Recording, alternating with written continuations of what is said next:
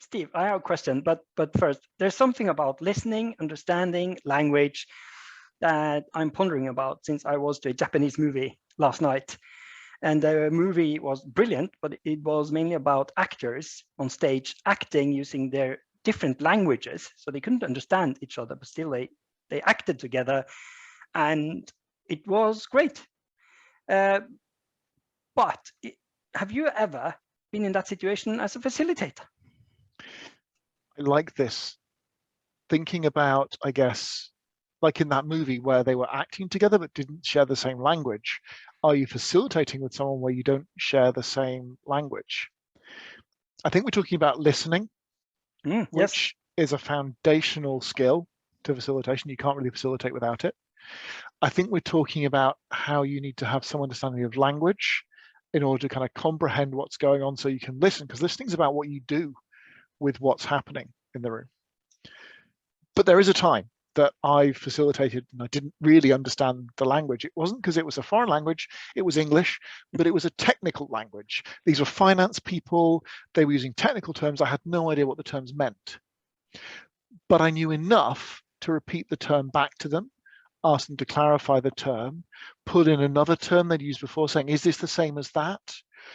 You said you wanted to talk about this, let's get on to that. And they left the room happy, shook my hand and said, thank you very much for a well done session. Even though I left the room to this day not having a clue what they've talked about. but still, so there's a minimum of when listening to be able to understand the language. So English is my second language, which means when I facilitate in English, sometimes I can't grasp the meaning of the words that are put together in a sentence. And what I do then is just actually to ask, could you clarify for me? Could you rephrase? Which makes them rethink. And part of my facilitation is always to ask questions. So I think that is okay and it brings things forward.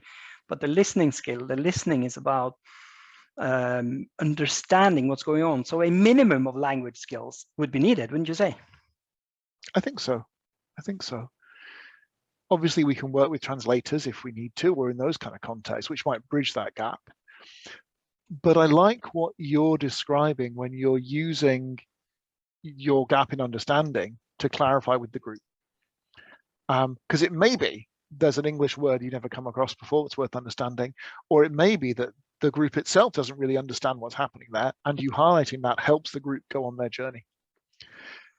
And I have been in that situation. They actually couldn't understand the words they were using, even though they should be able to. So then you might need to, again, clarify.